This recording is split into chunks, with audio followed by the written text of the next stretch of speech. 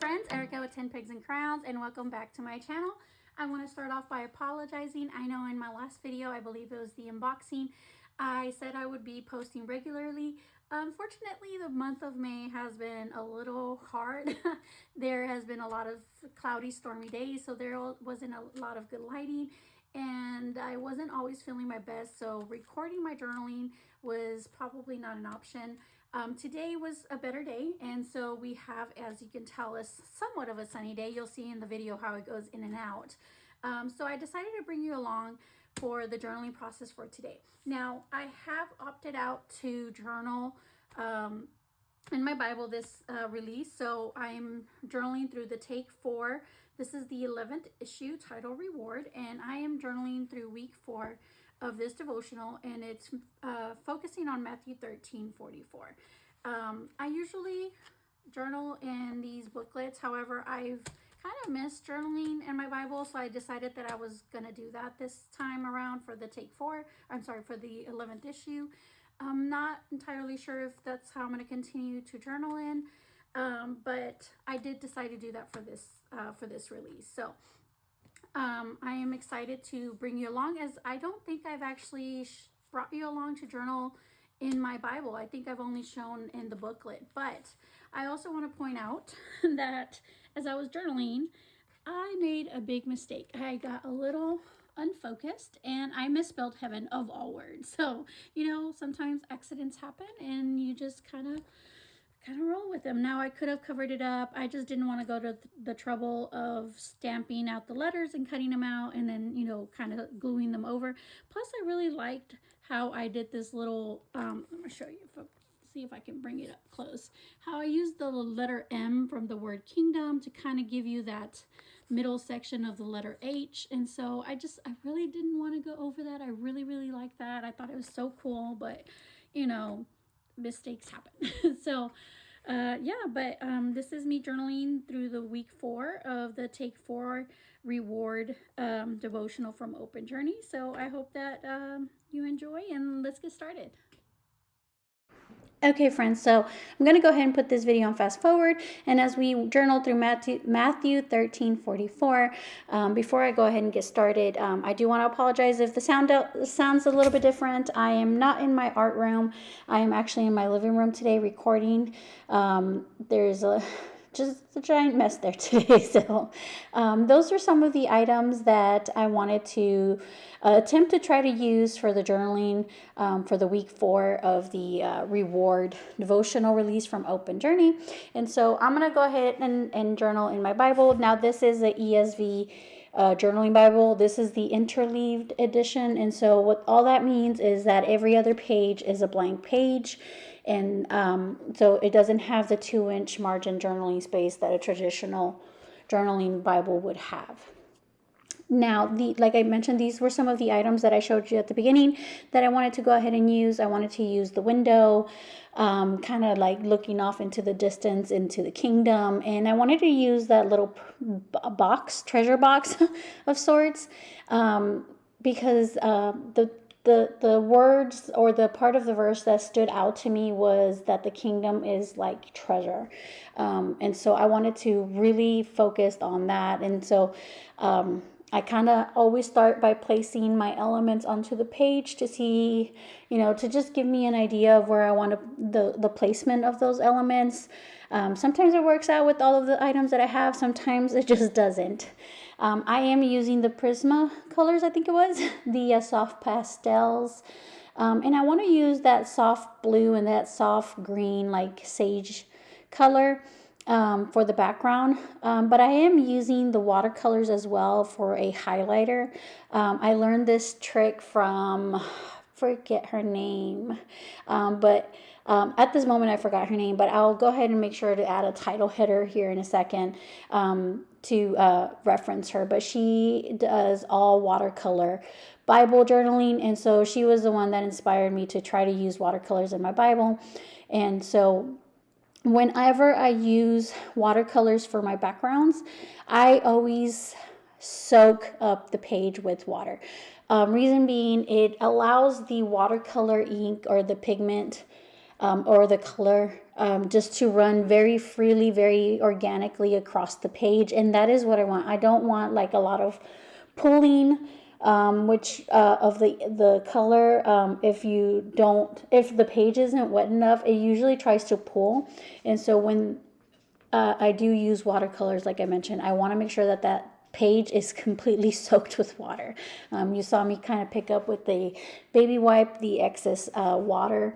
And then here, when I'm using the heat gun, I usually tend to tug a little bit. Again, at the top of my head, I forget her name, but she gives you the tip to try to pull on the page lightly, so that if you've ever gotten your Bible pages, you know this. It actually shrinks when you use the heat gun. I'm not sure if it does that when you air dry naturally. I've never had the patience to actually just let it air dry naturally. I've always just sped up the process using the heating element tool. So tugging on it very lightly, because again, it is wet and my page is extremely soaking wet. It does run the risk of tearing very easily. So, just slight tugs, and it prevents it from shrinking way too much. And so that was just a tip that I learned and picked up along the way. Now, because my page is incredibly soaking wet, while I was drying my page, I saw the clear sticker sheets right next to me, and while I was eyeing them, I realized that there were some elements that I wanted to use, like the pearls and the stars, and so I went ahead and cut them out, or actually peeled or put the clear stickers on a white piece of paper or white cardstock, and then cut around them and created more like die cut elements, because I wanted to use up as much as I could from my physical kit, because this is my last entry for the reward devotional. I am using the foundry wax. Oh my gosh, it escaped my name. And the sterling color, and I'm gonna go ahead and use it around the window. But when I was trying to put it on the stamping block, I'm actually really happy that it didn't just like ooze out and splatter all over my Bible, because as you saw, there was a whole bunch of the medium that poured out onto my stamping block. So I didn't want to just kind of, be wasteful. So I added a little bit of water to the remaining foundry wax that was on my stamping block. And I tried to use it as like a splatter effect. Unfortunately, that technique did not work. So heed my advice. Don't add water. Just try to pick up what you can, and or if you do add water, I'm sure you could probably use maybe rubbing alcohol, just to make it more runny, more liquidy, more,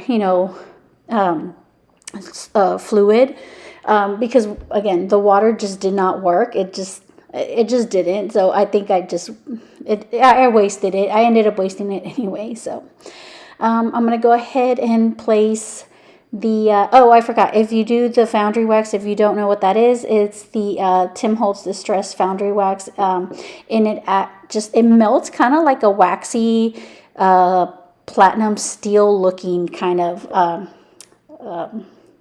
I guess element.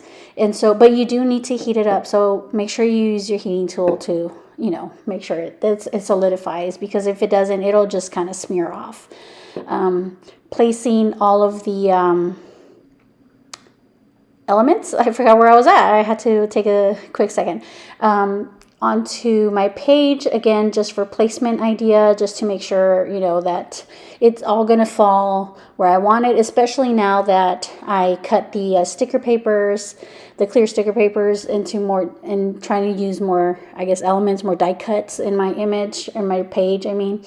So I wanted to make sure that kind of didn't feel overcrowded or, just too busy. So I always play with the placements before I glue anything down. Sometimes I come back. If you have time, just step away, come back. And sometimes you tend to love something else more. Or you get to see that, the placements. Because sometimes when I'm watching my playback videos, I'm like, oh, that actually looked kind of cute. Why did I move it?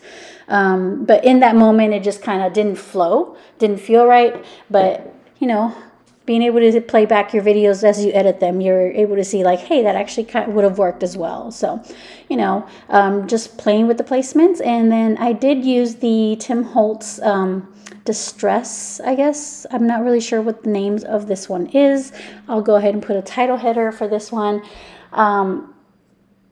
to stamp out the word heaven. And as you can tell, I didn't realize it right then, and then you kind of just see me go grr, because I misspelled heaven. I just, I laid out the alphabet and or the letters, I'm sorry, and I don't know, I guess when I moved them, I just didn't realize I misplaced them, or I placed them in the wrong order, but I spelled haven instead of heaven. So it just, I didn't want to redo it. I didn't want to cover up the word. I really wanted the M from the word kingdom to kind of go over the H, and just kind of give it those little details that kind of mean the most to you sometimes when you're journaling. I could have just redone it, covered it up with gesso. I just didn't want to do that. Sometimes accidents happen. Embrace them. It's not going to make or break your journaling page. God knows it was just a mistake, So I'm using I don't usually try to mix elements from other shops, I guess. And so, but this is a stamp set that I absolutely love. Is from By the Well for God, and it's the little mini Matthew Alpha stamp, and I really like it. It's a very distress, vintagey, worn distress typewriter type of alpha stamp, and so I really like it. It's one of my most used, most beloved stamp sets, besides Olive Ingrid's, because I use Olive Ingrid's.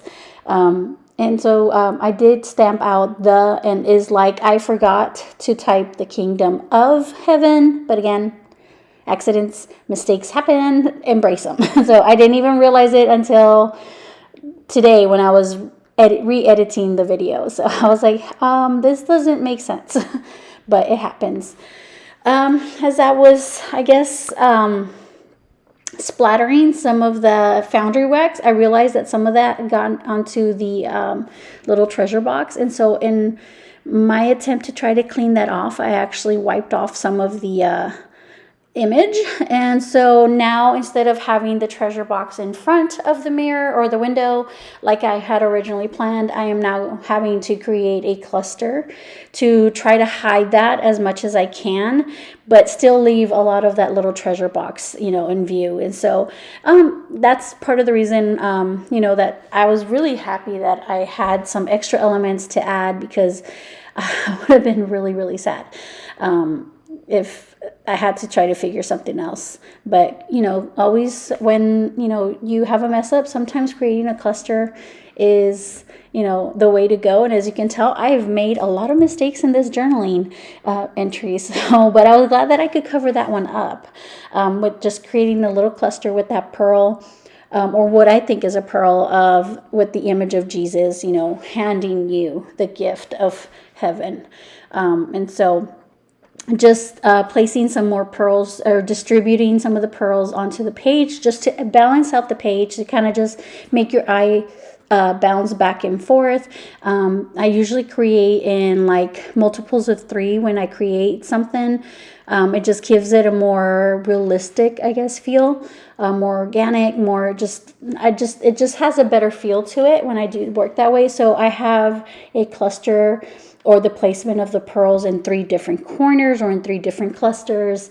One by the window, one right under the word treasure, and then just one singular off by the top of the page. When I was about to think that I was done, I realized that I wanted the window to kind of stand off the page, just because there was a lot of now cluster. I guess the cluster kind of made it too busy. And so I didn't want it to just kind of all just melt together. I wanted it to stand out just a little bit, so it created some, depth to the page, since there was now this big giant cluster with the window and the treasure box. And then, so that's what you saw. I put the happen. I just added some of the foam adhesive, the sponge. It feels like a sponge to me. And then I just edited it out because that took me forever to do. And I also noticed right when I was going to peel off the backing that I hadn't used any stamps to create any depth or interest onto the page, and so I used the reward stamp set with the script with the element, or I'm sorry, the element with the script on it, seal, to place it, you know, in several pages, or I'm sorry, in several random spots. And I used a light blue to give it some contrast because there was already a lot of blue and kind of like pinkish going on. And it still somehow didn't feel like it was finished. So I decided to add a little bit of black splatters just because the words were, you know, just a heavy dark black. And so I just felt like I needed to balance that color into the page as well. Now, if you happen to get splatters, I am using the distressed crayons for this. You can easily wipe it up if it's still very wet, you know, if it hasn't dried onto your page. I'm going to go ahead and stamp this May 22nd. That's when I actually worked on this journaling entry. Today is May 29th, and I am just now getting around to editing. But this is the final look. And despite the many mistakes that I made in this entry, I still very much like the outcome. I enjoyed this whole process. I got to learn not to mix foundry wax with water, but I also got to learn to embrace my mistakes. So I hope you enjoyed this video, and if you have any questions, please leave them down below. And until next time, love you. Bye.